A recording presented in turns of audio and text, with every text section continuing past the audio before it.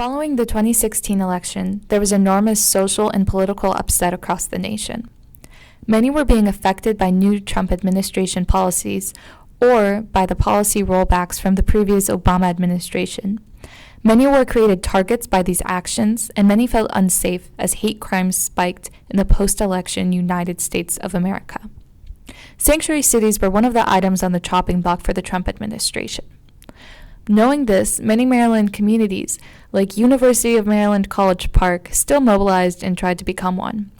My community of Howard County tried to do the same.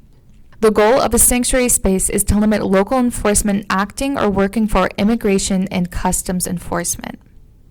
All this means is that local police prioritize local issues and don't try to add on extra federal issues onto their plate. And this was the only goal of the sanctuary bill that my friend Gavin Kahn and I drafted. When we first created the bill, we just knew that we wanted to create a safe space or sanctuary in our county to protect DACA students and anyone in our county that fell underneath the undocumented status.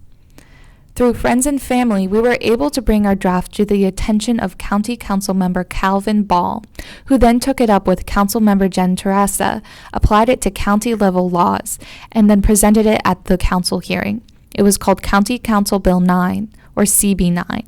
The next step from there was to get people to know about the bill and to care.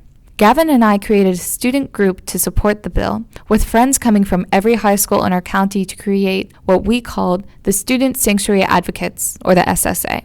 To get the word out, we went on a door-to-door campaign, handing out flyers and giving stump speeches. We held info sessions with clubs at our high schools. We held rallies and networked with NGOs and community orgs like CASA, court-appointed special advocates, Indivisible, and PATH, people acting together in Howard, that supported immigrant issues.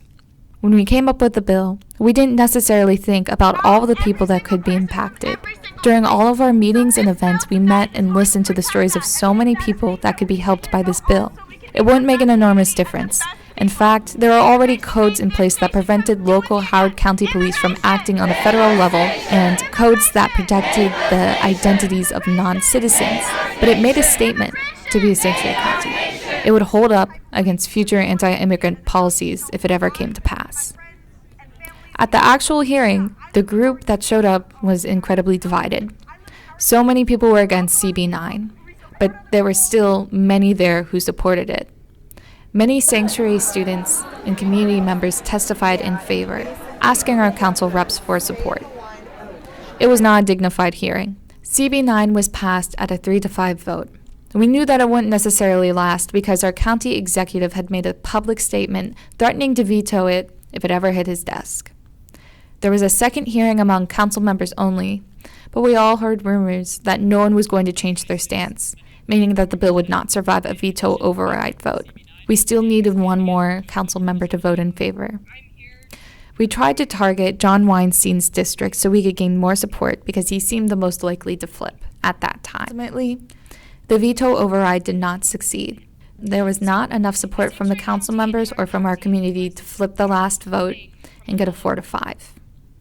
I will never view the rise and fall of CB9 as a failure. I think what happened was incredible. 30 high school students made a bill come to life. We spoke up, and an entire community listened. To agree or disagree, it doesn't matter. We were heard. While Gavin and I and some others from the SSA graduated, many are still in high school, are connected, and are still involved in politics, local or national. They still have a way to network among high schools where maybe they didn't have a way before. And for those of us who have graduated, we're 18 now. County Executive Alan Kittleman's seat is up for re-election in 2018, and Calvin Ball is running for that position. So as registered voters, we can make a change that we couldn't before during the 2016 election. One thing that I will always think from that time when we were working to make a sanctuary county is that you have to be the change you want to see, and that this is only the beginning. I'd like to stress to the elected representatives that this movement is of a lot of concern to many Howard County residents, and I hope that you'll consider doing the right thing to protect everybody. Thank you. Thank you very much, Mr. Cohen. By not passing this bill, we are promoting racial discrimination and racial profiling which doesn't sound like an inclusive county to me. We have a chance to make someone's life a little bit safer. As Hispanic, as not being native born in this country, as a student, and as an activist, I stand with immigrants, and I hope this county does too. Thank you very much for your testimony, Ms. Latimer. A hollow political statement would be to say that you don't support Muslim registry or you don't support unjust documentation and do nothing. So I'm asking you, please vote in favor. Thank you very much for your testimony, Ms.